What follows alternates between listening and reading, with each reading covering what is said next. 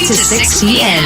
on OFM. The sound of your life. Right, welcome to OFM, the sound of your life, and this is the Joyride. We are so privileged to chat to Big Joe van Niekerk.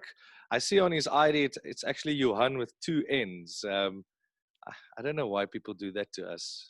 Just give us a normal name so we can just go through life without having to explain every time we have to fill in a document.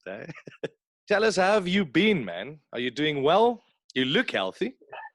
Yeah, considering everything that's been taking place on the planet right now, I feel in pretty good health, and so it's been quite a while since playing rugby, and I think it's been about 6 years since stopping playing. So everything's going well this side, Nico. Of course, we have to deal with what's coming up in terms of the COVID and different restrictions that are being put in place.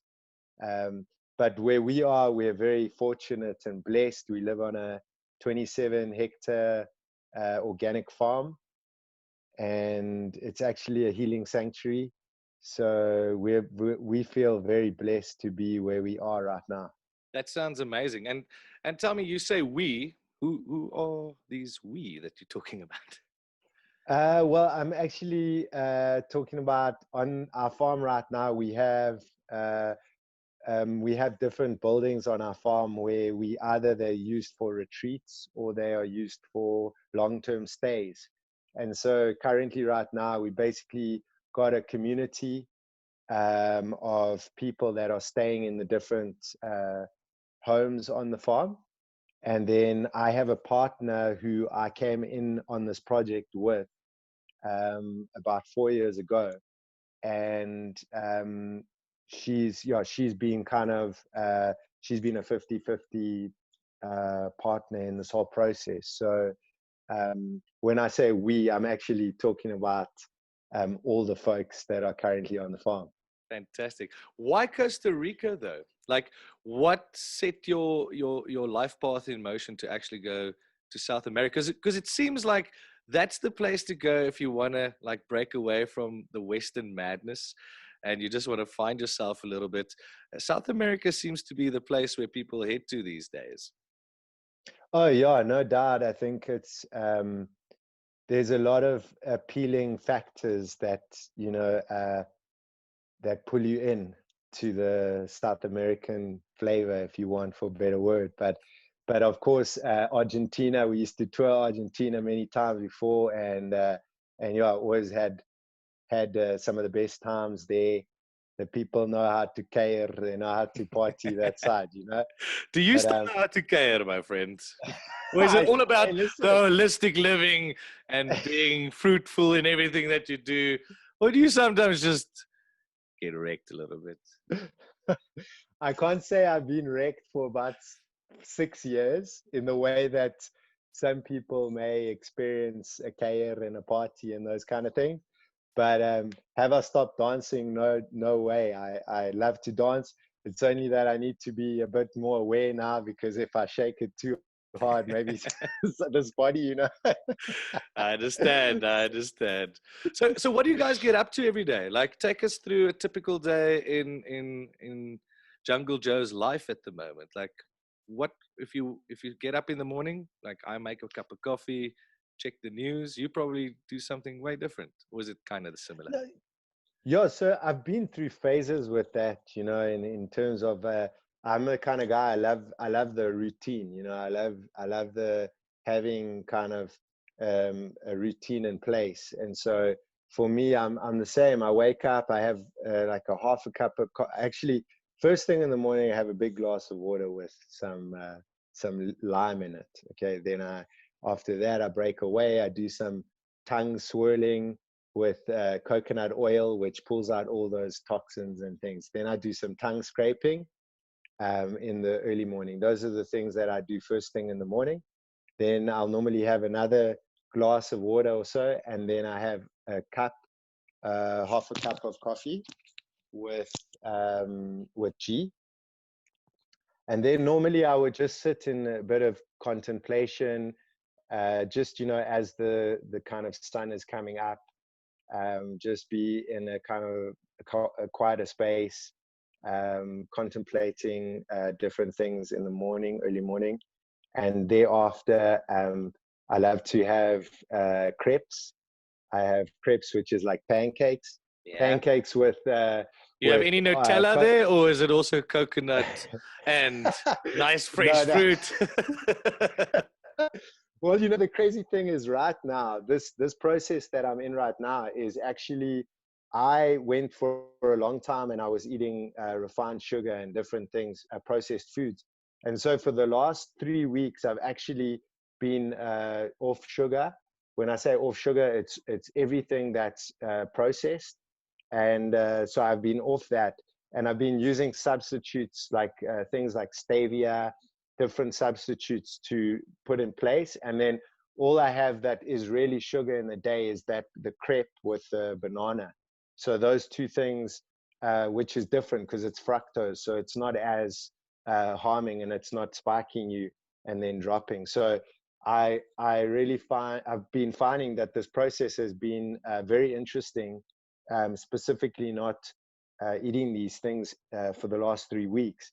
I think that the processed foods too are very, you become kind of addicted to it. And I think it's to a point, because if you've got a lot of things to do, you may not have the time to actually sit and make yourself a meal. So we can understand why these foods are, fast foods and processed foods and all these things, why they're so available and ready, because with our busy, hectic schedules, we're always on the go, and I can completely relate to that.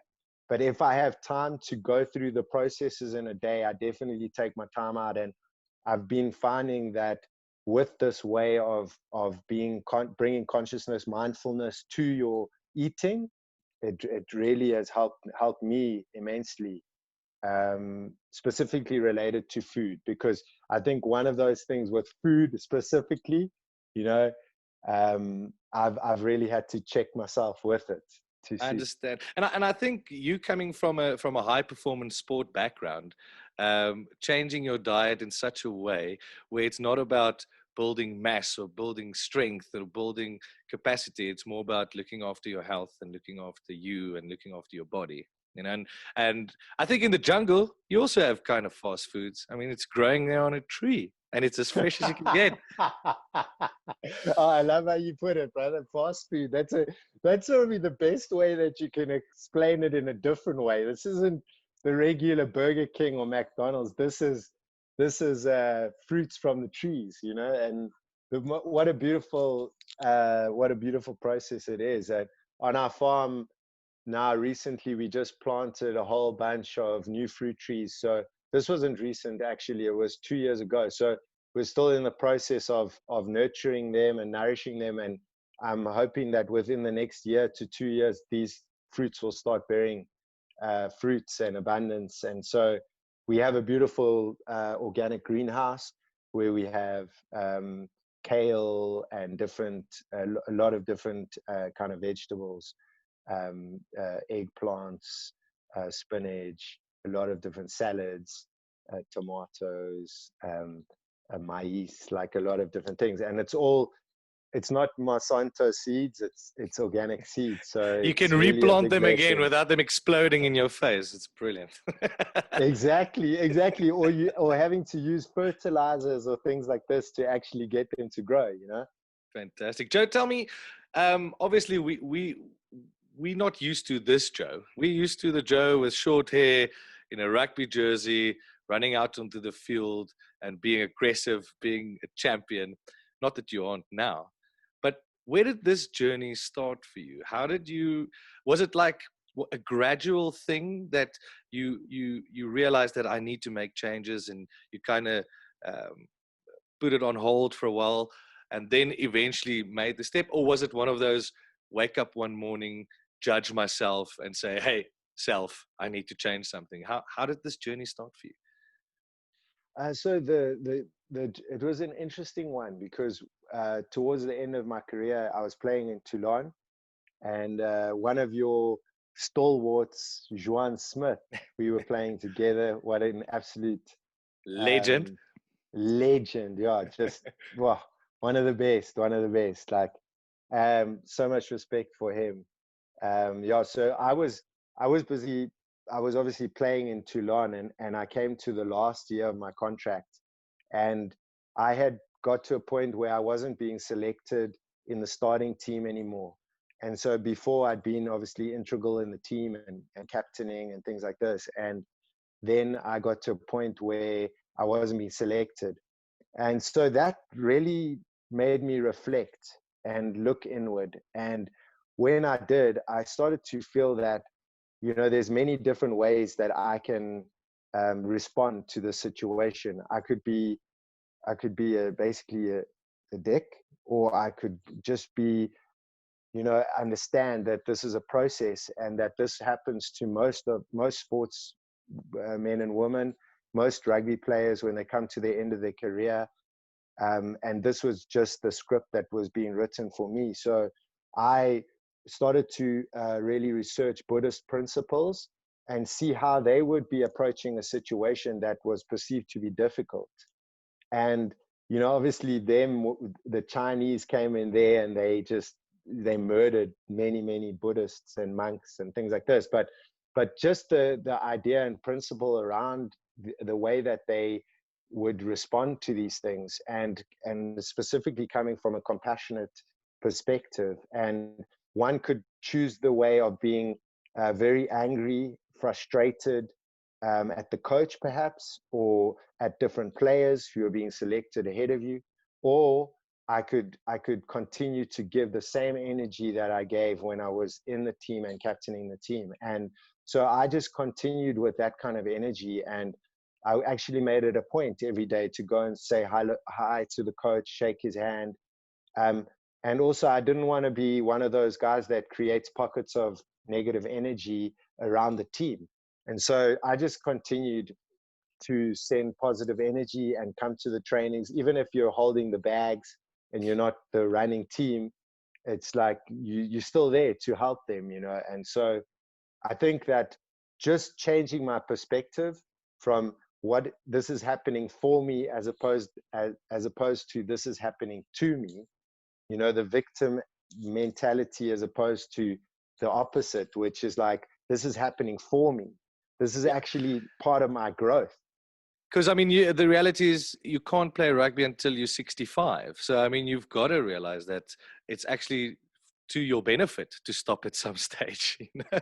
Yeah, no doubt. I think that I'm, touch wood, I've been blessed that after the game, I can still be active. And sometimes I count my lucky blessings, because I know there's a lot of players out there that maybe played too far, or that they got injured or things. And I think we all got injured along the process. But as you say, to come out of that relatively unscathed, I won't say that, because there's like, the lumbar, spine, the neck, but there's all these things. We can regenerate the body. And I think that's, for me, has been partly the process over the last 6 years, is to rejuvenate the system.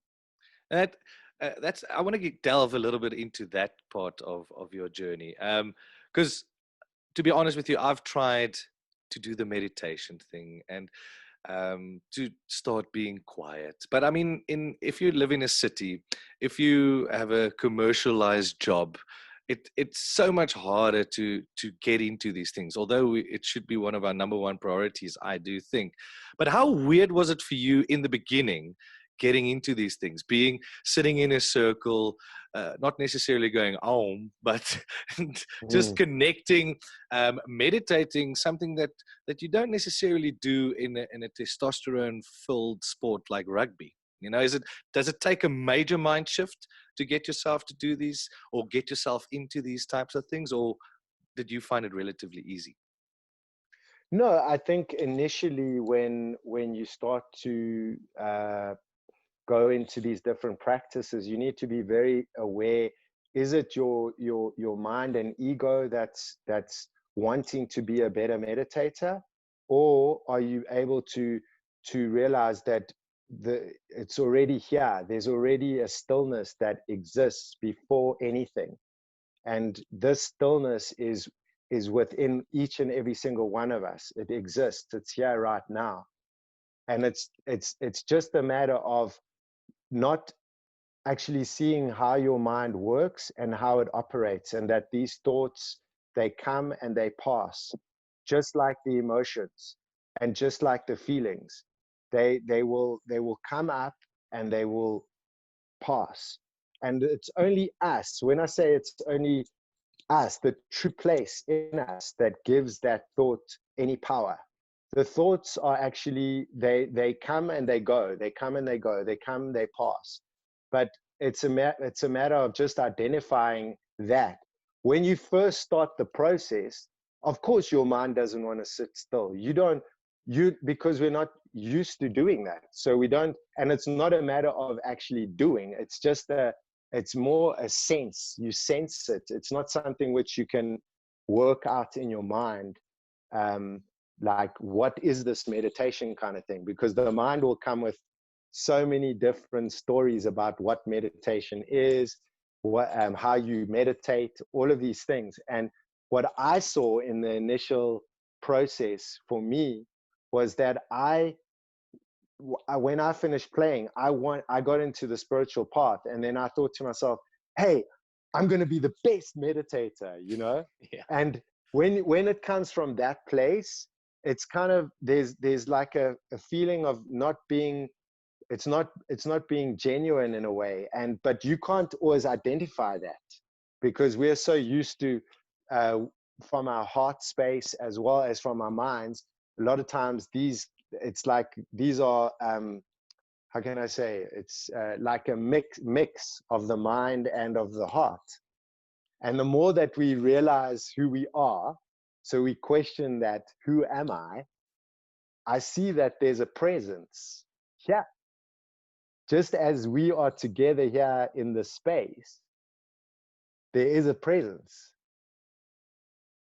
And essentially, that doesn't need a lot of practice. It's not practice. It exists within every single one of us.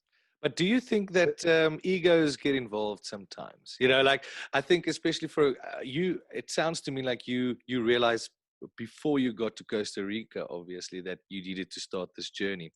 But I think if someone wakes up tomorrow morning that's a professional athlete, and they watch this vodcast, and they realize, I need to do something, and then get on a plane, go to Costa Rica, that's not necessarily the right way to go, because sometimes that ego gets into play. And I think you sitting in a circle with people in a different country that have no idea who you are, and that are helping you through this journey, is a much better way of approaching it, where you may be sitting at in a city amongst other players where someone's trying to teach you something, but you are still Joe van Niekerk, the rugby player. You are still a big superstar. And sometimes I think you need to break that down a little bit to really know who you are.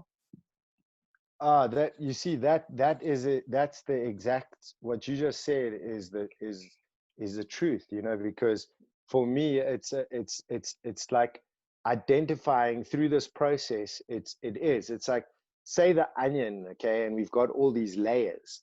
It's like we slowly start taking off these layers, and what it is like the delusion of our mind. Like, so as we go through these processes, we come more and more into our true self. And it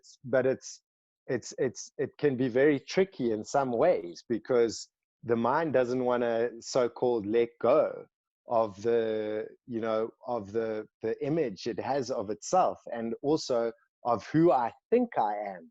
So we all think, okay, you may think, hey, I'm Nico van Westhuizen, the commentator, or I'm a journalist, I'm a radio journalist. That is just one part of who you are. And a lot of people take that and they think that that's who they are. So me as Joe van Niekerk, the rugby player, yes, on one level, that's who I was. But if I search a little bit deeper, I realize that I'm not Joe van Niekerk, the rugby player. And so that was the search. So the search was about actually through these processes, as you say, it's kind of the bundle and the conditioning and the thoughts that we've had for many, many years, and even lifetimes sometimes, I suppose. But it's identifying that and then seeing where is my true place within this. And so those questions come existential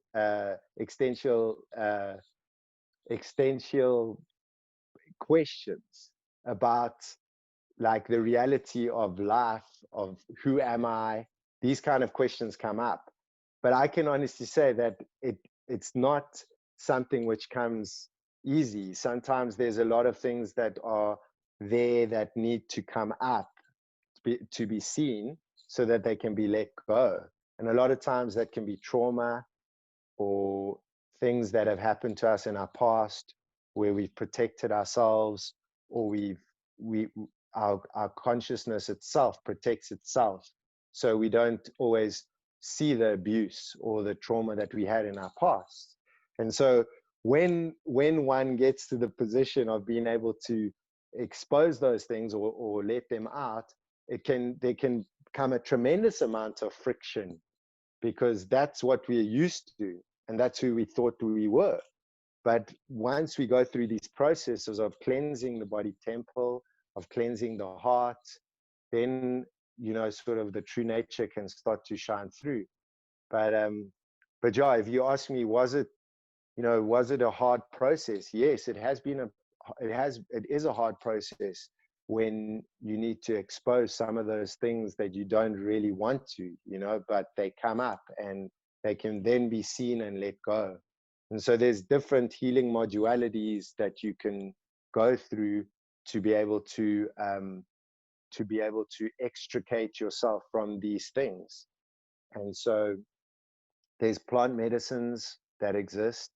There's yoga, there's meditation, there's contemplation, there's inquiry, self-inquiry. There's different modalities out there that all help us to recognize who we are.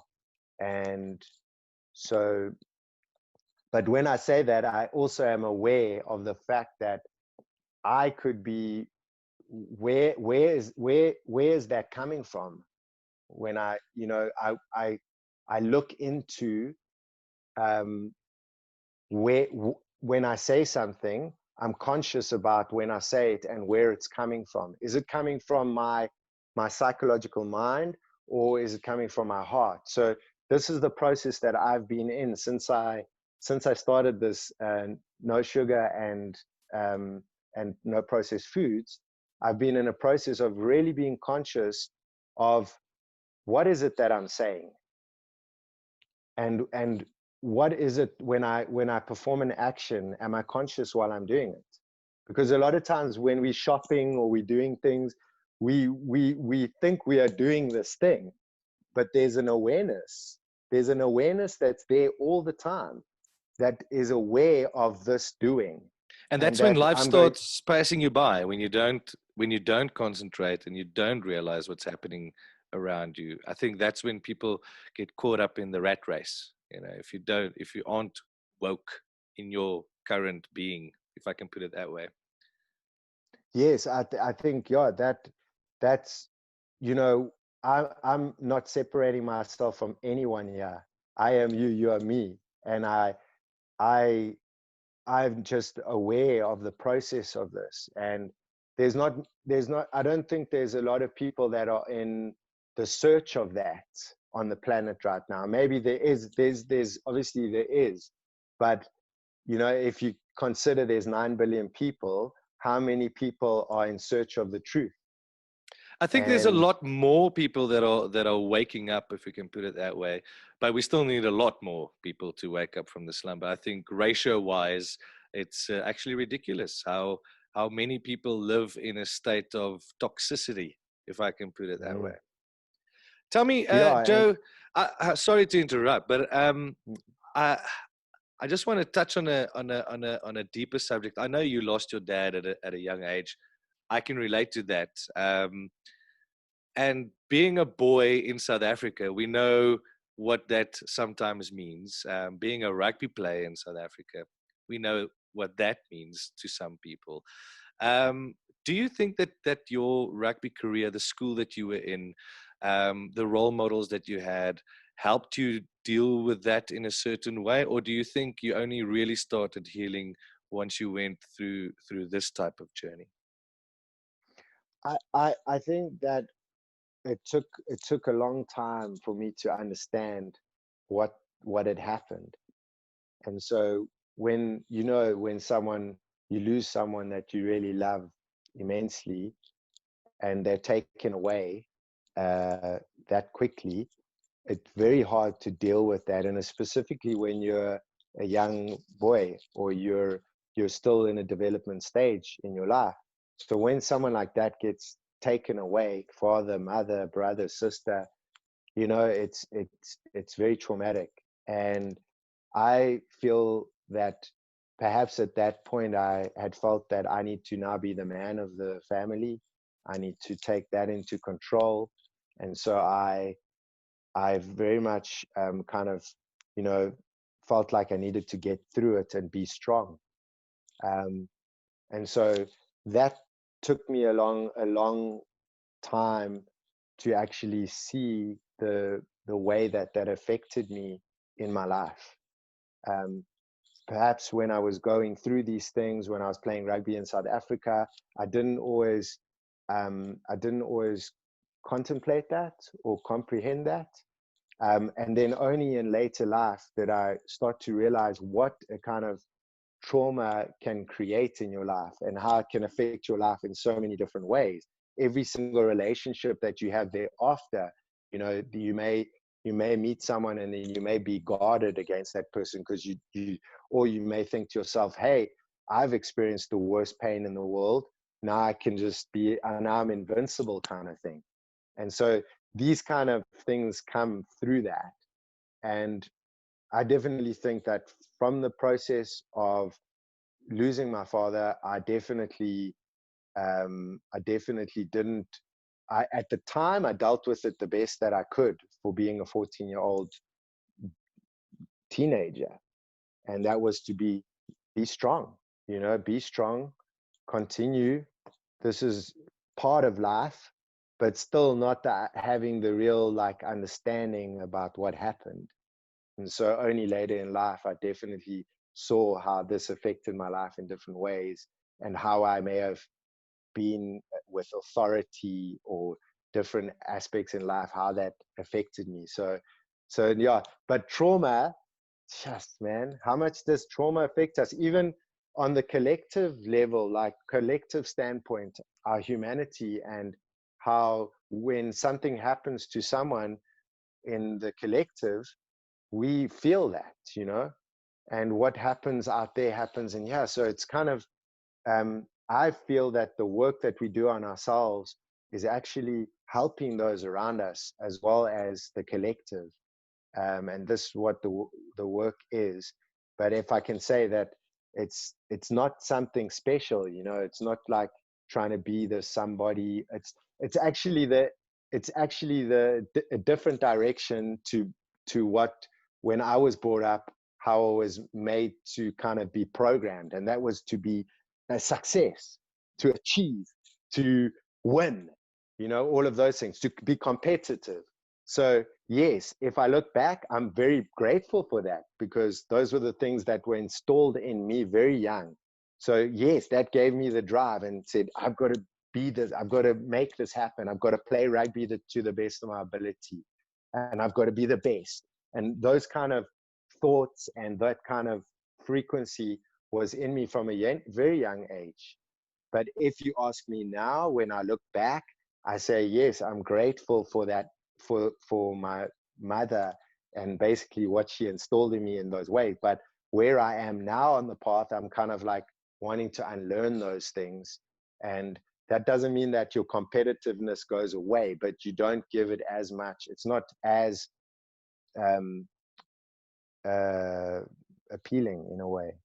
I get, and I think you hit the nail on the head earlier when you said, when we stop thinking that things are happening to us, and that we're actually just part of a bigger journey. I think that creates a bigger mind shift. And to that point, I want to ask you, as a former professional rugby player in South Africa, and so many aspiring guys. I mean, we here in the Free State, we've got one of the biggest rugby schools just in our backyard.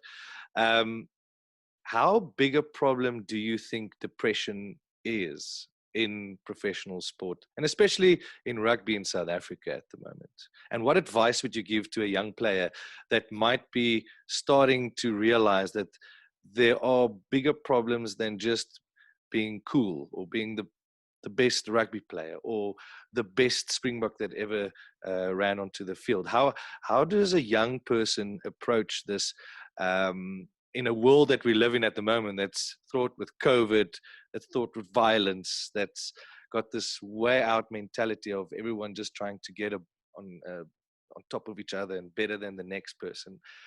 What advice would you give a young person that's struggling with the same type of demons that you did?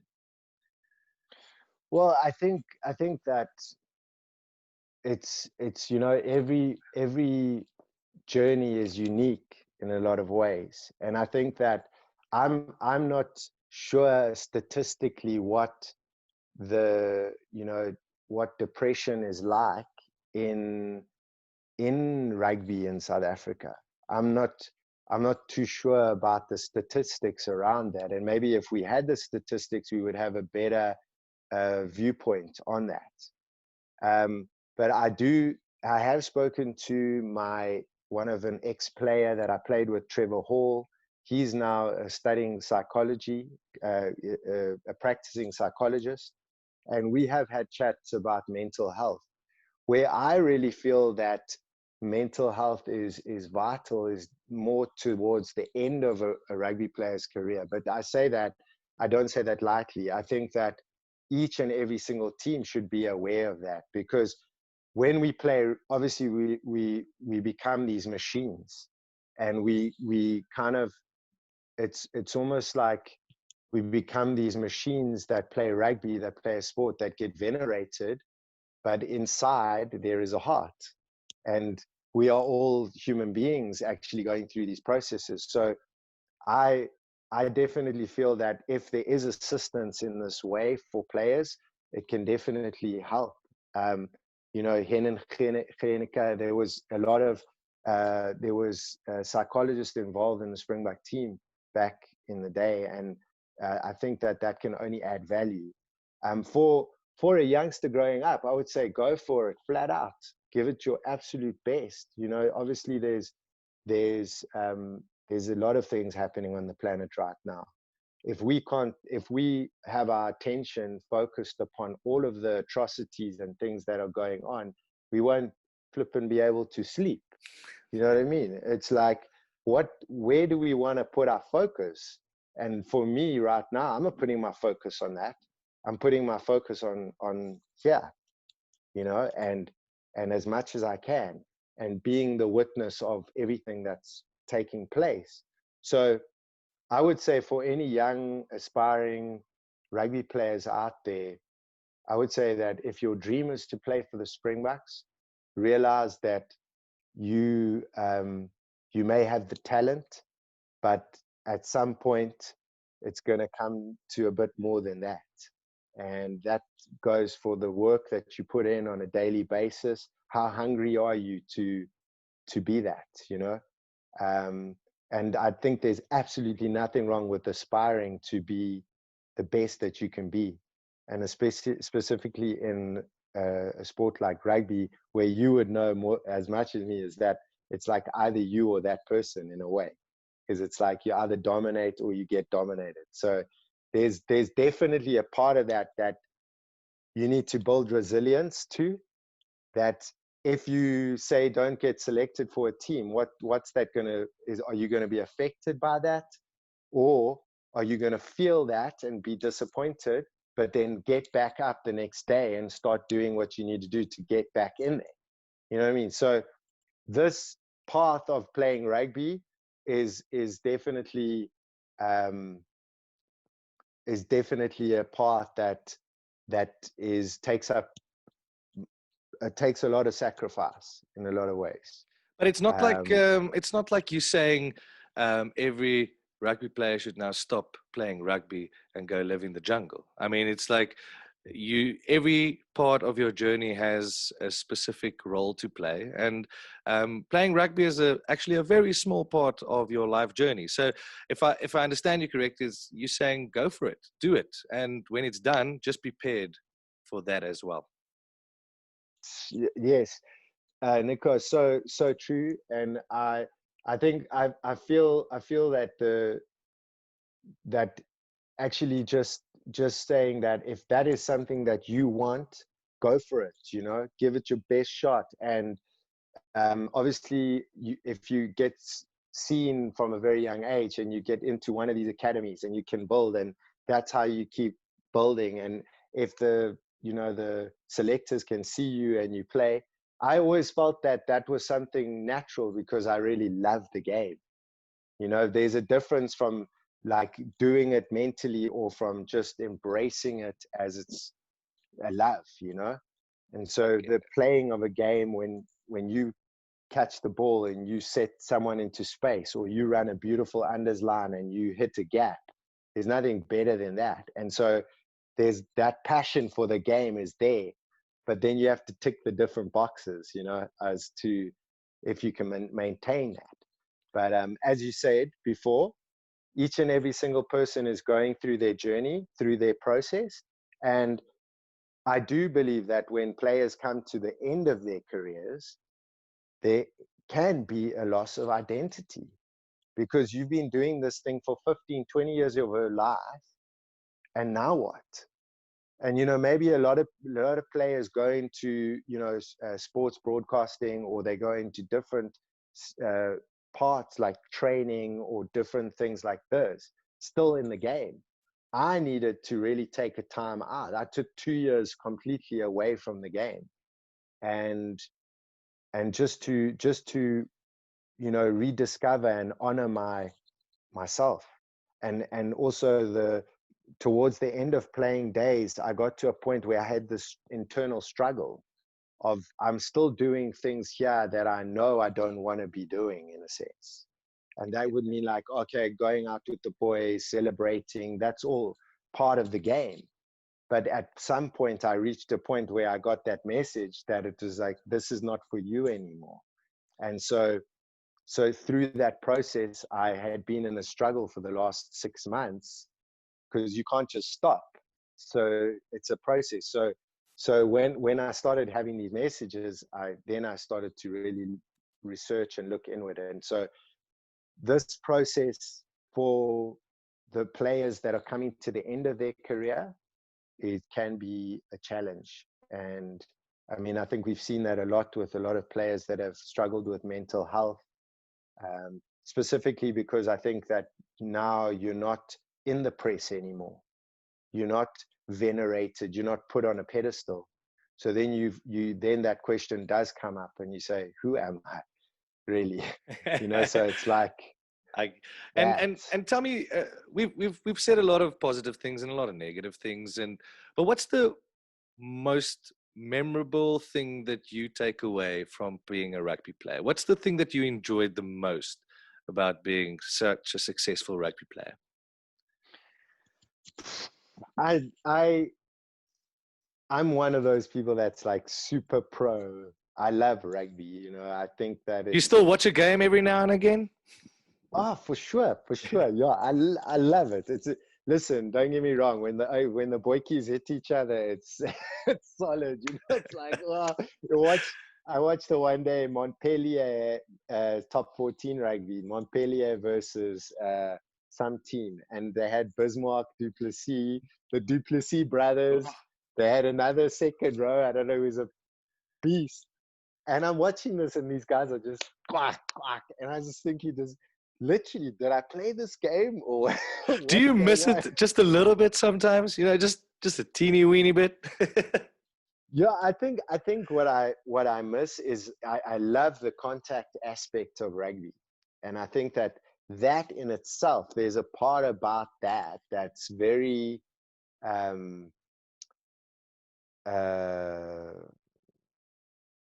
magnetizing in a way. It's like, I love that, you know, I love the contact of that sport, and not getting hit by an osturant or you know, something A like brick that. wall. Or one of Yes. those bricks, yeah, one of those bricks that just you didn't want to get hit by one of them. But yeah, if you ask me, I'm so grateful for all the friendships, for all the camaraderie, for all of um, the experiences on the pitch, on the field.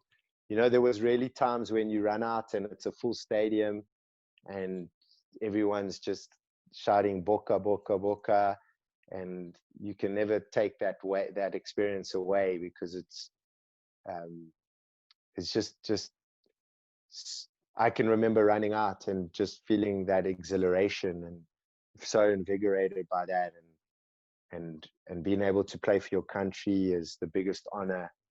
Playing for the Springboks, all of that. So it was genuinely like one of the best journeys. And as I can say, there's a lot of ups and downs, but I think that within rugby, it's like similarly outside of rugby, there's the path of life, and so those ups and downs kind of represent that same flow in a way. And so there's many similarities there that you can kind of learn and grow through. So Um, knowing what you know now, I mean, obviously it's a basically a stupid question to ask, but I'm going to ask it in any case. Knowing what you know now, would you do anything differently, being the rugby player that you were? Is there anything you would, or do you see it as all part of who you have become? yeah, I think there's parts of it where I think to myself, how was I behaving, or where was I in the mental space at this time? And I think to myself, wow, as you say, I look back at it and I'm very grateful for the process of going through that and the realizations that came. Um, but if there's parts of it that I feel that I need to change, I don't think I would change, because as you say, it just was what it was meant to be, and it just is. So I am, as I said, I'm super blessed to have gone through that. I wouldn't be able, if I didn't go through that process in playing rugby and going through all those years of playing professionally, I would never have been able to be part of creating the healing sanctuary that we're at right now. So I'm so grateful to my passage in rugby, to all the players that I played with, all the champions, like just so many gifts along the way, so much abundance and so many good things. And so I'm super blessed, and right now we're able to help people through that. So that's the way that I see it, is that we've got this space which is a healing sanctuary, and I've seen many people come through here who they able to connect back with nature. Like you said, they're in the cities, you know, so they come back out here, they get to connect with nature. And as I said, there's different healing modalities. There's very how can I say, healers that exist here that are very living their life in truth, integrity, and that can help with whatever trauma, things that are in you that maybe you feel stuck, or different things um, in your life where you need kind of to see the light. But so that's been part of the process, and I can honestly say it's such a blessing when you see someone come in the front gate. They've been in the city, they may have been going through a lot of hard things in their life and different things in the city, and then they come out here, and I can almost feel the tension that they're carrying in their body. And when I see them, say hi, and they come and they spend 7 days with us, and then they go through these processes, and a lot of times it's difficult, there's friction, but what they are uncovering is actually more of who they actually are. And when they see that these things come to the light, they're seen, and they can let go and release, then there's nothing more beautiful, because you witness when they come in, they may be talking a lot, they may be frustrated, there may be a tension in their body, and when you're speaking to them, just one-on-one speaking, you can sense that there's something. And then over the process of the 7 days, it's like, okay, they go through one of the processes, there's a bit more peace. It's like The a weight's second been lifted and they can actually move. It's unbelievable, Nico. I promise you. I tell you, that gives me one of the biggest joys. If we did a before and an after, and it's amazing. They come in here, they're speaking, they want to say their thing, they've got tension, or they've all these things like me, that kind of energy. And then at the end of the week, I kid you not, brother, they're sitting there like this, smile on their face, And it's all blessed. and silent, brother, silent, like no words coming from them, just smiling. And I was just like, okay, thank you, God, thank you, Spirit, thank you. Then Because if someone can just be by themselves, I think that's what I strive towards, is to be able to spend time just with me and just with my thoughts. And I think what a lot of people struggle with in today's world and times is just to be quiet and just to be able to like yourself and actually spend time with yourself, because we want to be surrounded by people the whole time. We want people to validate stuff for us, but you don't need them. You can validate yourself by looking inward and connecting with, like you say, with the connections that you have in your communities around the world, in your country, wherever you might find yourself. We are all connected. I want to delve a little bit into Jungle Joe a little bit as well. We've spoken a little bit about your career and what you've been doing there in Costa Rica, but I want to get into some of your personal experiences and being in Costa Rica, being in South America, being exposed to a whole different culture, a whole different way of living. What's been your most memorable experience so far? Since leaving rugby, you're saying? Yeah, since being in South Okay. America. Yeah, so wow, there's been, as you spoke before, it just rang a bell for me, because a lot of what we've been working on now is about self-love. And I think that within the commercial scene and in the self-love is not really understood, I think, in a lot of ways, because it's just become like, oh, okay, self-love, give yourself self-love. What is self-love? Is it going to take a bath in Epsom salts? Yes, that could be one way of nourishing yourself, but it's actually like loving yourself. A lot of times we kind of don't accept ourselves because we've got this voice going the whole time, and we haven't identified what's real and what's not. And so a lot of times, and I wanted to just touch back to you about what I was saying earlier, is that there is a presence that is here, that when we drop, you go through this process, you sit and you basically drop who I think I am, you drop. What my name is, I drop. Where I've been, what experiences I've been through, I drop. I go through each and every single thing and I drop.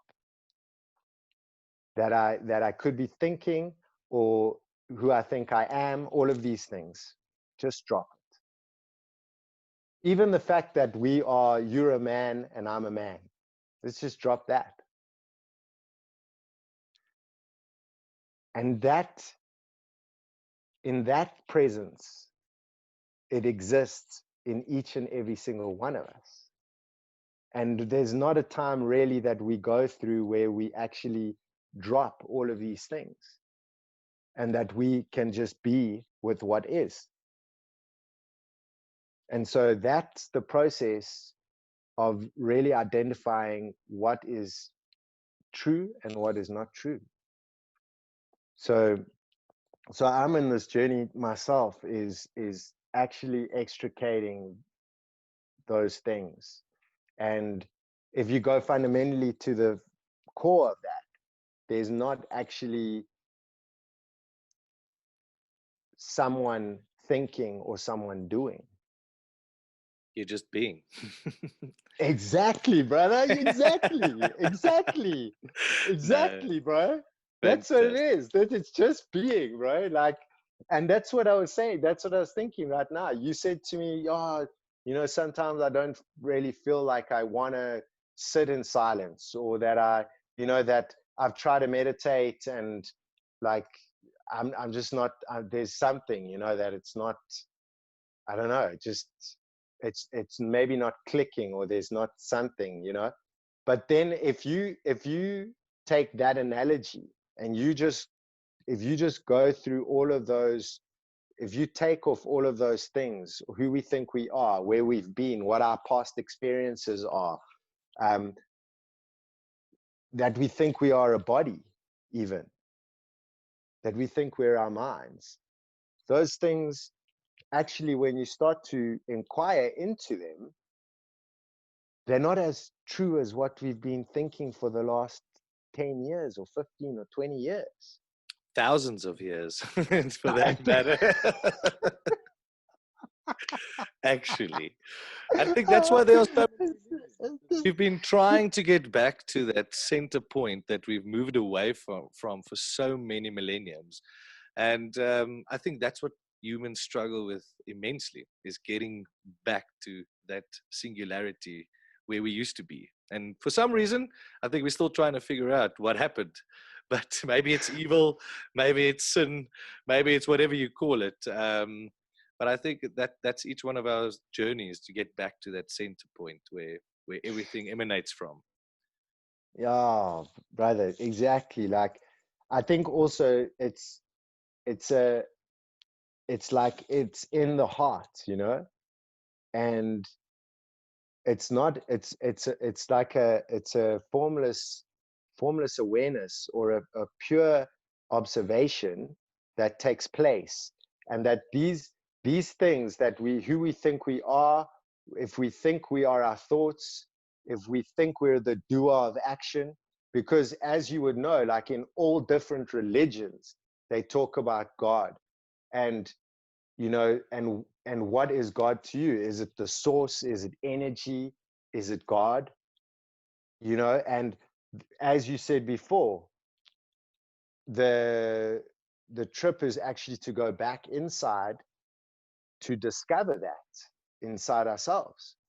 So that's where it's at. And so, but I don't know how many people are in search of that. Maybe we think that that's an outside journey, but actually it's just an inner journey. And probably one of the greatest discoveries that is available to every single being, actually. Um, want to ask you maybe not a controversial question, but we live in the Free State, Central South Africa, agricultural communities. Ons het maar die tannies wat so 'n bietjie konservatief is hierso. Some of them might say, ja, ou Joe is nou daar in die bos en hy rook seker net die hele tyd dagga. En dis al wat hy homself mee besig hou. Things like ayahuasca. How have you seen these medicinal plants change people's lives? Because I mean, we don't necessarily have access to these types of things. You can, if you try hard enough, you could probably get hold of anything. But as South Africans, we don't necessarily are exposed to these types of medicinal plants that can really make a big difference in people's lives psychologically, emotionally, and repair a lot of damage. And I'm sure you have experienced it in some kind of form, whether seeing other people use it. I don't know if you've used it yourself. Have you seen it actually make an immense difference in people's lives? Yeah, I can speak from my own experience, because I have been through processes with the medicine, and I've used it. I've been in sacred ceremony, and I've used that medicine. And I can honestly say that after the 3 sessions that I had with it, in the very beginning, it's just to clarify, it's not a drug. It's actually a plant. It's two plants that have been mixed together. That one of them is the ayahuasca vine, and the second one is the chacruna. Both of these plants come from the Amazon jungle. They are grown in other jungles in the world, but and so the plant is actually grown here where we live too. And what the shaman does is he makes a brew from those plants mixed together. He goes through a whole process where he prays and he blesses the medicine, and goes through a process of, I don't know how many, 5 days, 10 days. And then what this medicine actually is, from my perspective, is it allows us to see who we truly are. And what it does is, a lot of times it needs to clean. So it comes in on the physical body and it cleans out the what do you call it? The gastro system or the intestinal Yeah, system. yeah, exactly. The digestive tract Yeah. and the physical body, the mental body, the emotional body. It cleans all of these things, and it actually comes into the body and it scans the whole body. And when it comes to a part in the body where there's maybe stagnant energy, it comes in there and it shakes that up. And there could be kind of reactions from that, responses to that. But what I've seen in my own life is I hadn't been totally aware of that trauma that had affected me in that way when I lost my father. And once I started to use the medicine, I was these things were brought to light, and sort of I saw how my behavior in the past had not been adequate in terms of a loving nature to all other human beings and different things. And so what it does, it exposed quite a lot of the things that I had been carrying for a very long time. It cleansed the whole body. It cleansed the emotional and mental bodies, as well as the physical. And so this medicine is very mysterious. It's like, if you try to understand your true self from your mental perspective, you won't be able to, because you can't put words onto something which is infinite. I think it's like so a two-dimensional being trying to understand a three-dimensional world. And I think it's the same with us as humans. We live in a three-dimensional world with space-time involved as well, and we struggle to understand the other 7 dimensions, or how many ever there might be, because we only have a certain perspective. And I think that's why mathematics is probably the language of the universe, because it explains quite a lot in the simplest terms what we are going through at any particular time in our life, because we got to go through these different levels of awakening. Yes, so to access, like you said, to access the 5th and the 6th and the 7th dimension of being, one needs to kind of contemplate like the third dimension too, of where we live in a physical life. It's not just a spiritual world where we can all, a lot of people are working 9 to 5. They got to go and they got to do their job, and so I think that there's access, that we do have access to these other dimensions within inside ourselves, but it's depending on where we are, like you said, in the process. Like, are we ripe for that kind of teaching, and are we ripe to receive that medicine? Because that medicine is a master, just like my master Sri Muji. This medicine is a master, and I feel that a lot of times with this medicine is that the respect that's given to it is maybe not always there, or the reverence. So how someone would perceive God, the same way that you would perceive this medicine. Come to the medicine humbly. Don't come there with, you can come there with your ego and be like, oh, I'm going to take this medicine. It's going to be a trip, man. I'm going to have fun and it's going to be cool. You can come to the medicine like this. And what I would say is that you're going to get a big clap. Good luck. Yeah, good luck. Like, gosh, So that's for anyone that would be seeking out the medicine. I would say, and you've never taken medicine before, I would say treat it like it's a master. Be aware that you are coming to meet your own true self, and that when you're in the presence of this, just be in reverence, be humble. Like, Treat it with the respect it deserves, because you do not understand it. Exactly. And that's the thing. That's the thing. The mind can't fathom what that is. So why do we try and figure it out anyway? It's like trying to figure out, like, who's the source? What is the source? What is love? Like, You can't. You just experience it. I mean, that because is. yes, that is. It's like this love. We're not taught how to love. We don't need to learn how to love. It is who we are. So it's like, okay, if I don't have to learn how to love, I am love. It's just, so it's so many revelations that come through this medicine, and I'm in total reverence to it, because it's like an accelerated growth in a way, but also one has to be prepared, one has to be ready. A lot of people that come to the medicine and they've been taking antidepressants for 3 years, they have to get off their meds, and different things that are out there, chemically induced, like pharmaceuticals and things like this, they are not always good with the medicine. So one has to do like a full screening and things like that before you are able to go and sit in one of these ceremonies. But yeah, for me, Nico, like, I can honestly say, it was definitely brought a lot of revelation, a lot of recognition. Oh, okay, am I actually this? Because if we're stuck in our minds and we think that we are this person going along in life, doing all these things, and I'm doing it, and it's me who's creating this, and I'm the one, and all of these things, that path is fine. It's part of the journey. It's part of the cosmic play that we're all involved in. Yet, when you come to consciously aware that that's just one aspect of like a person, is an ego, in a sense, for me, is very narrow way of existing. But when we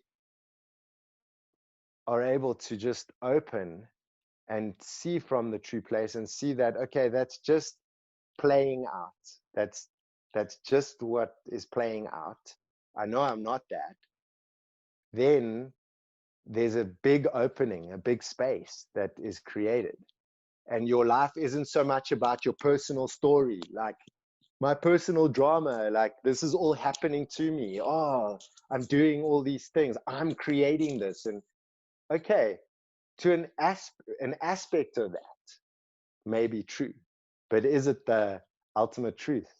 And I think the biggest thing is, are you actually contributing to the universe, or are you just extracting the whole time? And I think that's something that we as humans need to start change. That's the only way the earth is going to change, and us as humans are going to change, if we start thinking about giving back instead of just taking the whole time, because that's in our nature. I mean, we destroy the earth by just taking from it the whole time and not putting back. We destroy each other by just taking from each other and not giving back.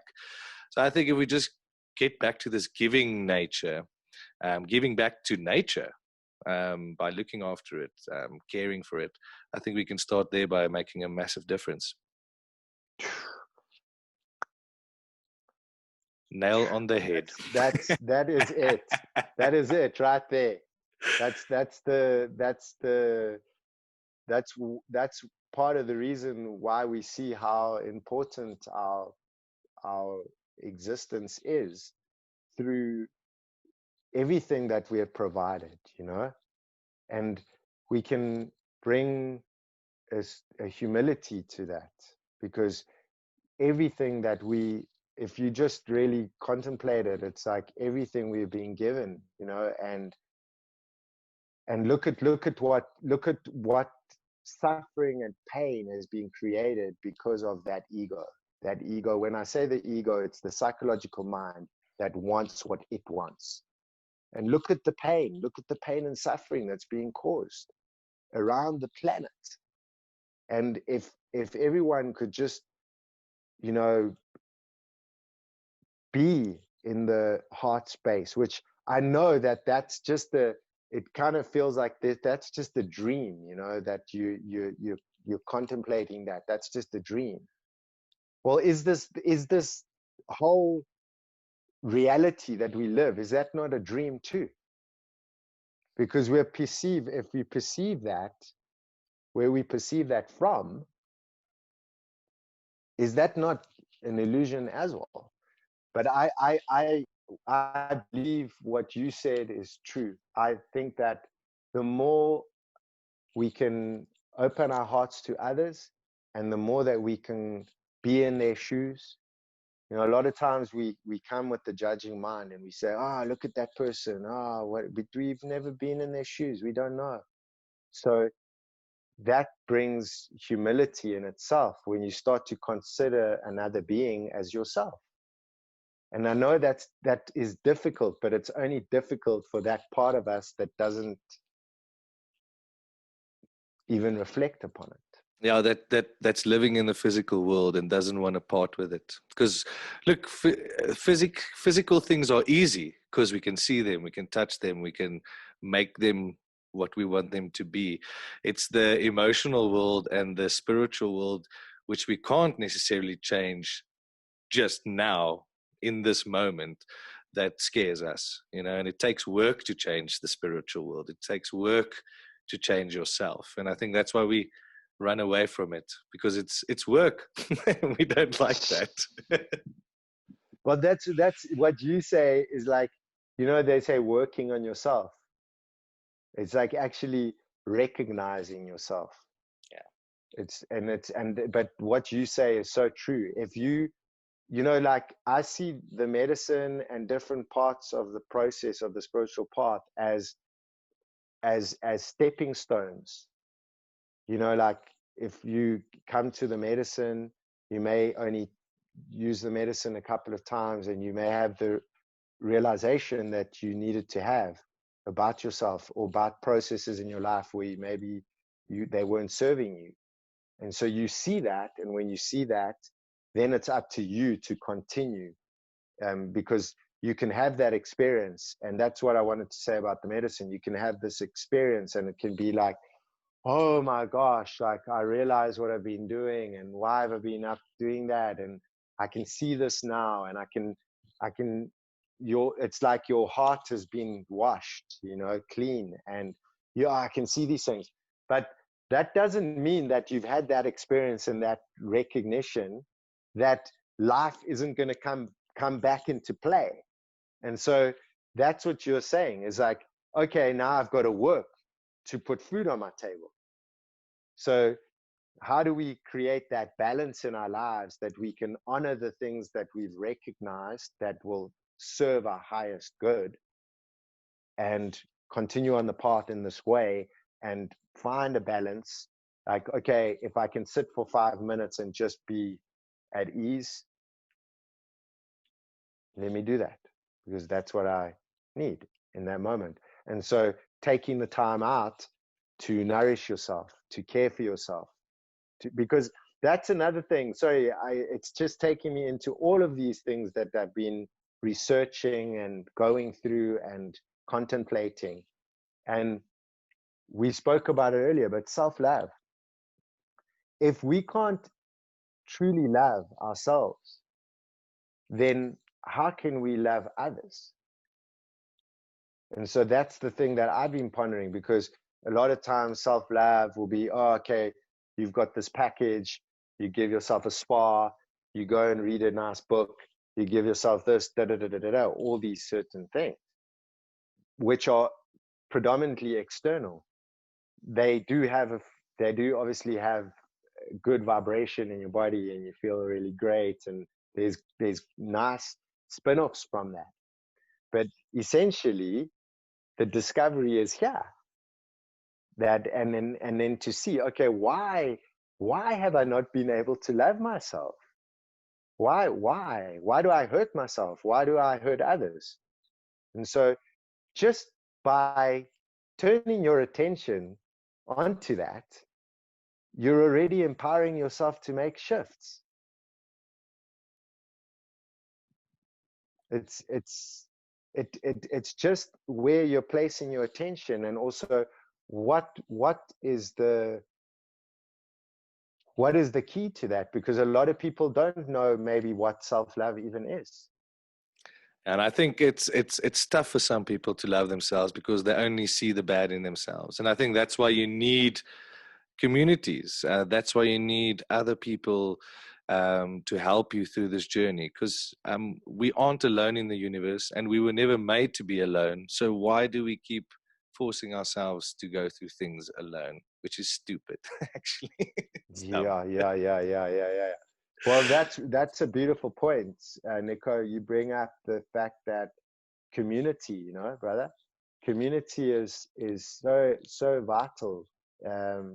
It's and especially a community where they reflect the truth, because if you reflect the truth back to someone, then it creates something inside of them, and they say, hey, they recognize, or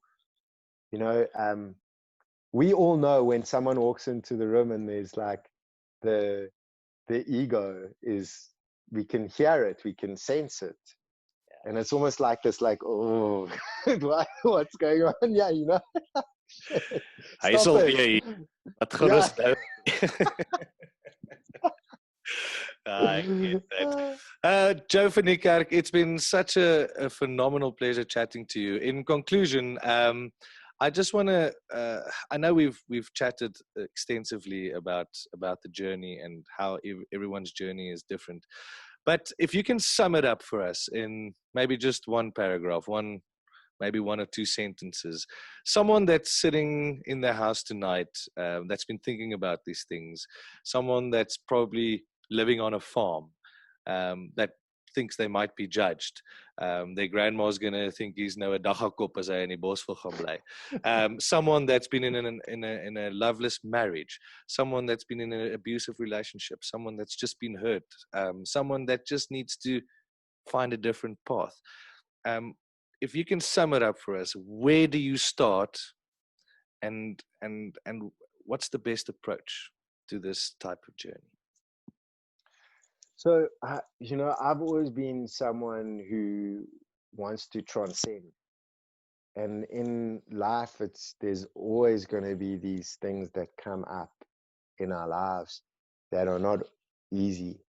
In our world today, we see a specific, like in Instagram, for instance, or on all these social media platforms, we only see a side of what we as human beings go through on a daily basis. And so there's always going to be things that come up that are difficult for us in our lives. But I would say that one of the cures for that is for looking inside yourself to find out who you are and question that, because that really gets questioned. We never question who is the I. We've been saying this I for eternity, but we never question who is this I. And a lot of people say, oh yeah, what do you mean? Who is this I?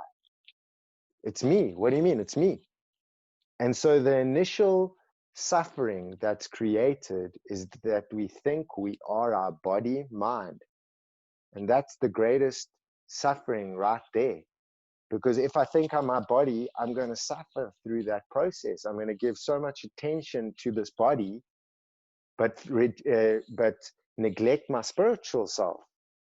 And the same can be said about the mind, how the mind is venerated and how it's seen as a god, And so my one of the cures for this is, obviously one has to also be in a process to unravel what is there that needs to be released, and maybe it's an abusive relationship, or it's something that you've been in for a long time, and it's going to take a lot of courage to be able to step out of that.